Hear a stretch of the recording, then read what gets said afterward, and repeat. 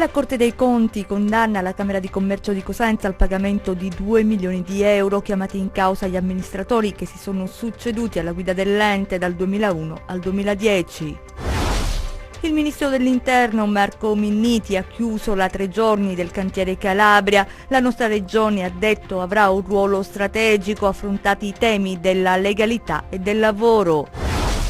Ancora un furto nella farmacia dell'ASP di Catanzaro. Ignoti nella notte scorsa hanno portato via un consistente quantitativo di farmaci salvavita.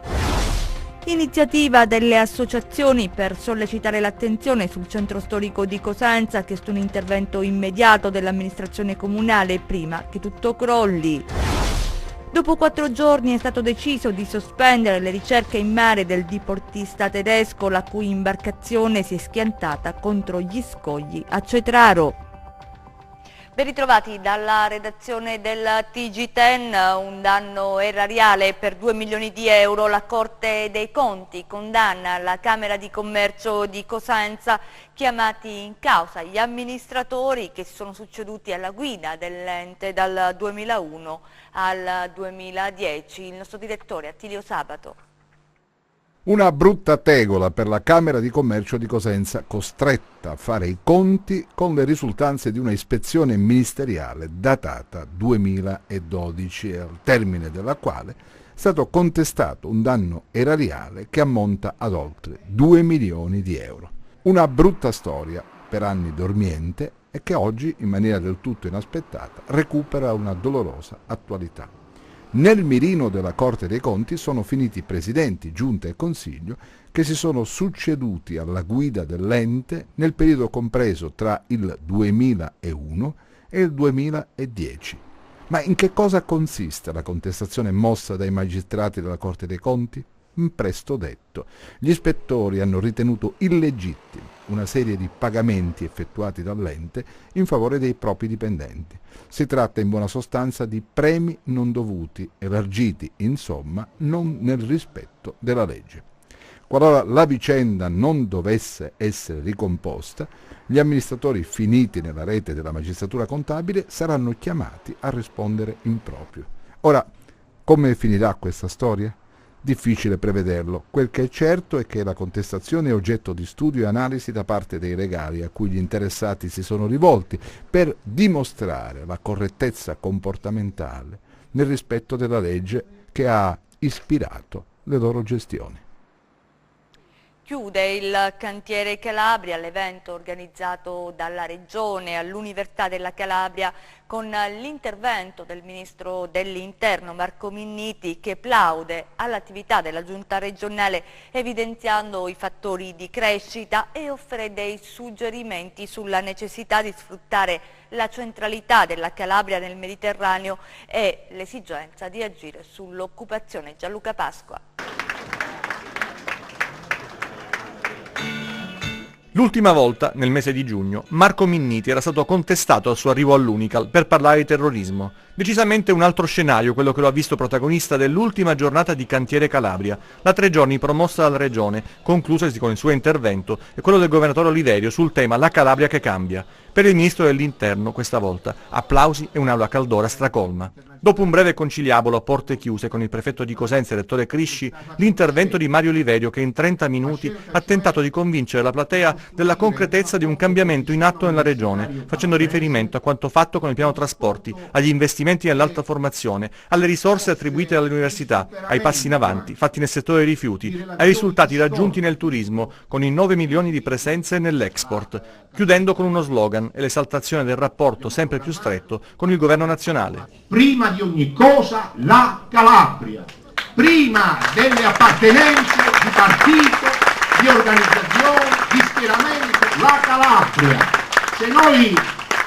Se noi ci faremo guidare, tutti noi, da questa bussola, la Calabria uscirà dal pantano nel quale è stata spinta da decenni di assoluta inadeguatezza di governo, da malgoverno in alcune stagioni, ritardi accumulati nel corso di un lungo periodo Spazio poi a Marco Minniti, alla sua nostalgia per la Calabria e per i calabresi, paragonati però ad una minoranza etnica, coesa fuori e divisa dentro. Una Calabria che deve abbandonare il pessimismo e sentirsi importante e orgogliosa per il ruolo centrale che occupa nel Mediterraneo, crocevia tra un'Europa che può crescere solo se crescerà l'Africa. È uno dei temi centrali l'intervento del Ministro, che suggerisce alla Regione di fare politica estera, anche attraverso le università.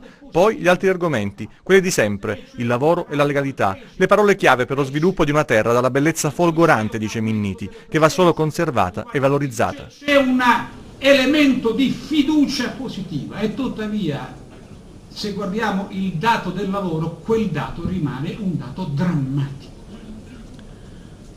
Noi siamo una delle regioni d'Europa con il più basso tasso di lavoro e di attività. Questo è il cuore della questione. Su questo si vince o si perde la nostra sfida. Questa deve essere la nostra ossessione.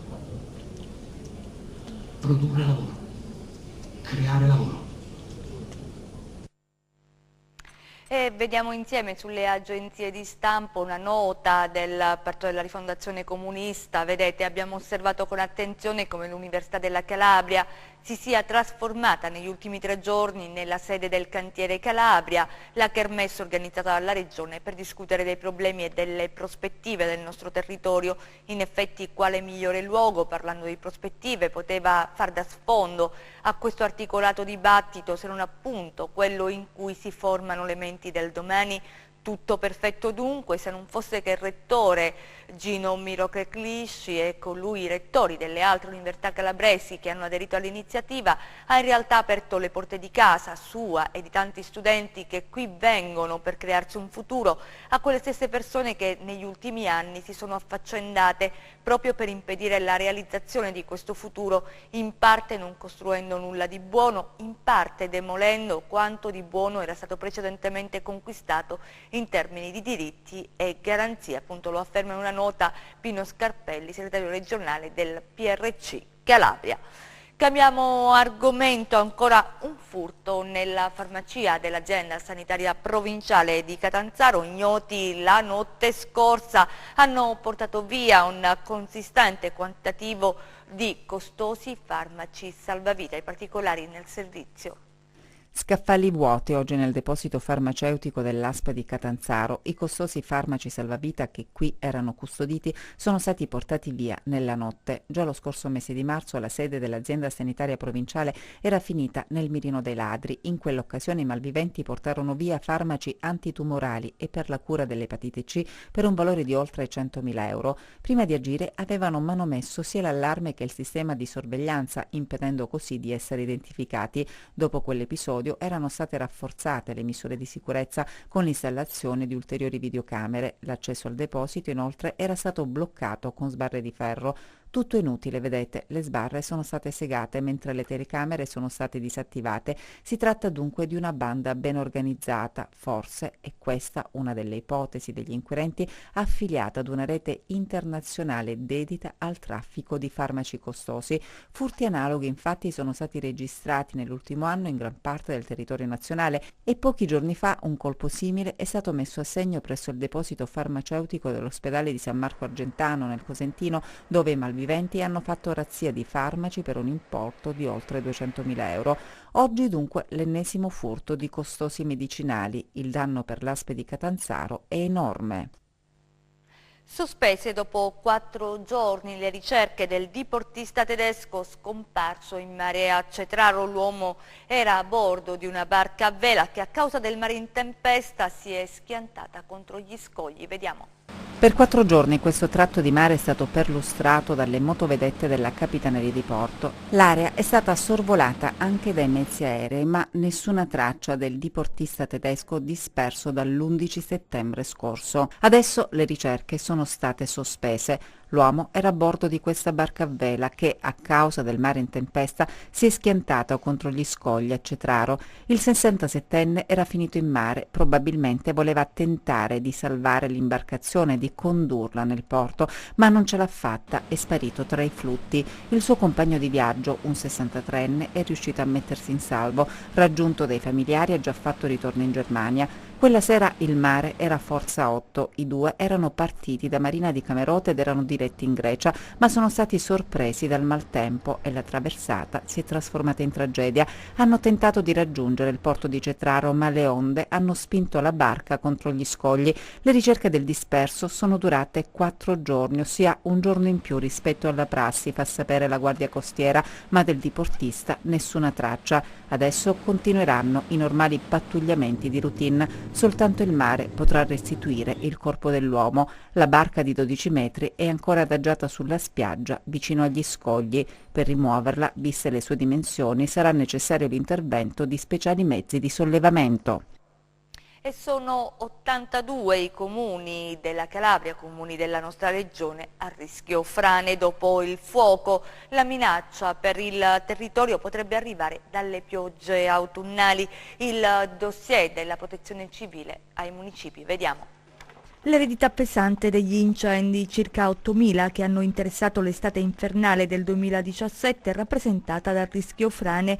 I tecnici della Protezione Civile confermano l'indebolimento dei terreni anneriti dai roghi, ora soggetti con le piogge autunnali al rischio idrogeologico. Il dossier dettagliato è arrivato sulle scrivanie dei sindaci. Sono 82 su 409 in Calabria i comuni in pericolo. La lista più lunga di municipi interessati da possibili scivolamenti di terreno è nel Cosentino, 51 i municipi allertati, tra cui la città capoluogo, 9 nel Catanzarese, 12 nel Reggino, compresa l'area metropolitana, 4 nel Vibonese e non fa eccezione una delle località più amate dai turisti, che è Tropea. Ma cosa è successo con il fuoco? La Protezione Civile in una nota spiega che in queste aree la mancata protezione del suolo da parte della copertura vegetale bruciata a causa degli incendi può determinare, in caso di precipitazioni anche non particolarmente intense, il riferimento dunque proprio alle piogge d'autunno, l'innesco di fenomeni di erosione e ruscellamento con conseguenze di instabilità delle masse di terreno in condizioni di equilibrio precario, se già interessate da presenza di fenomeni franosi.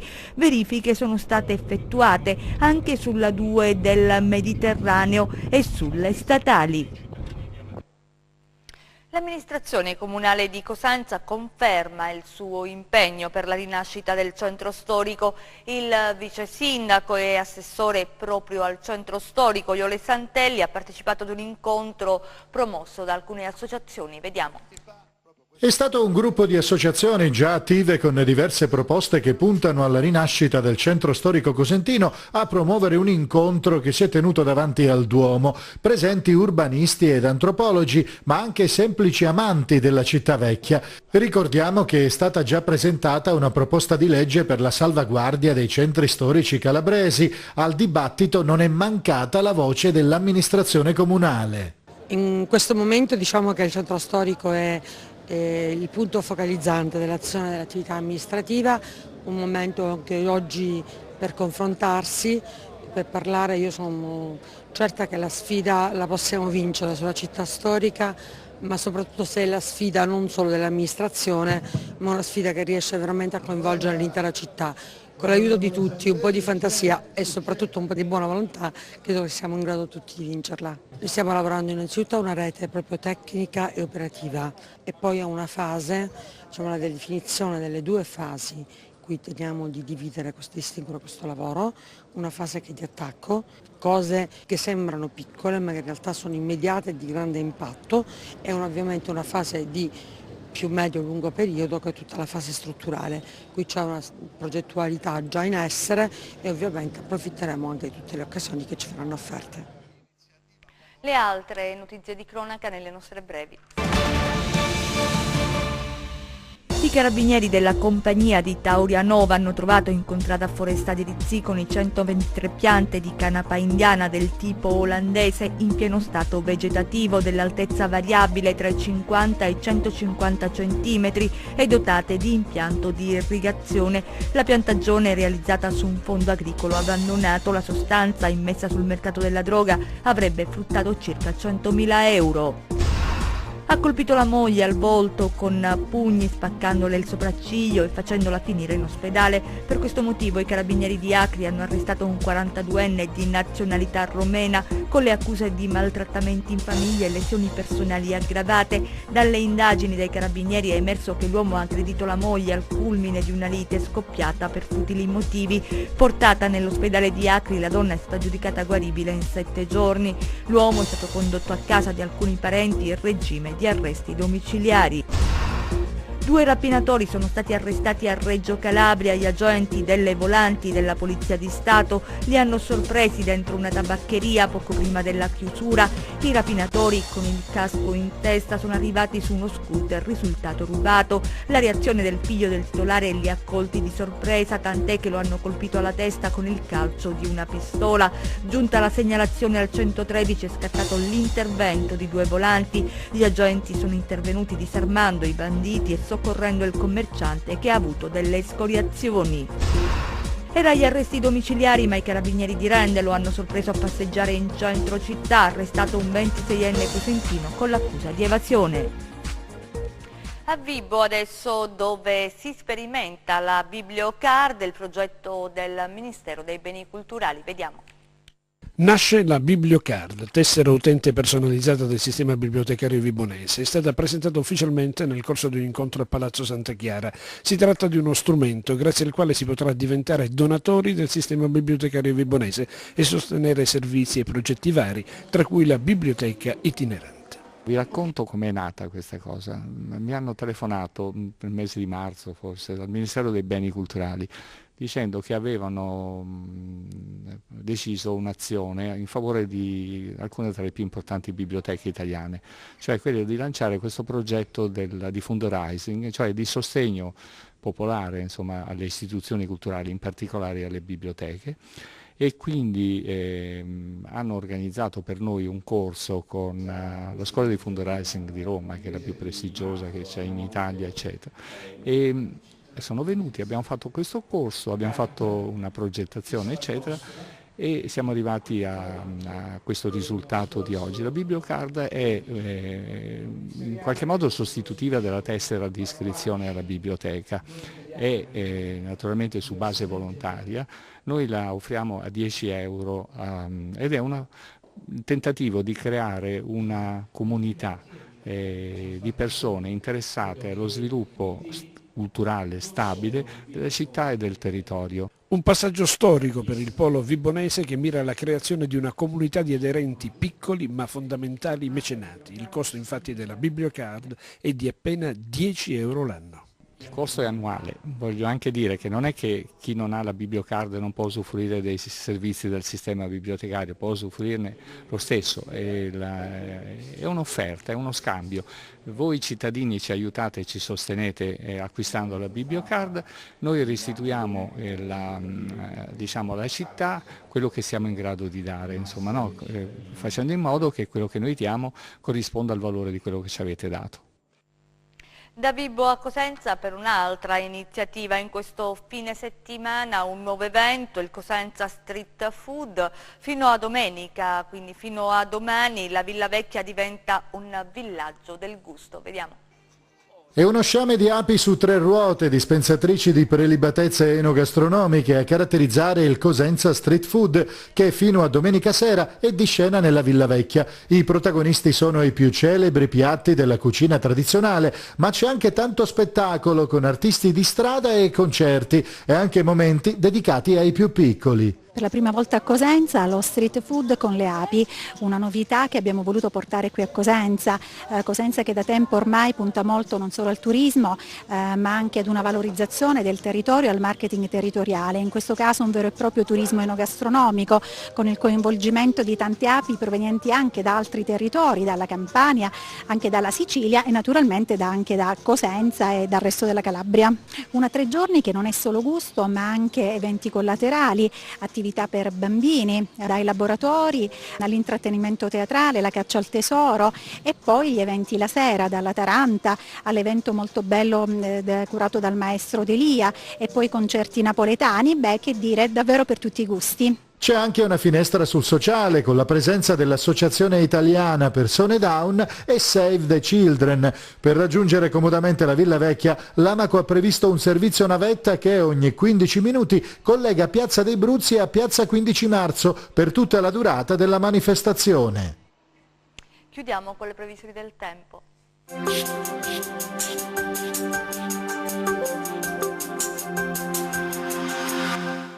Ben ritrovati allo spazio delle previsioni del tempo a cura di meteincalabria.it. Continua la fase di tempo stabile sulla nostra regione, grazie alla presenza di un promontorio anticiclonico di matrice subtropicale, che in queste ore sta favorendo anche il deciso aumento delle temperature.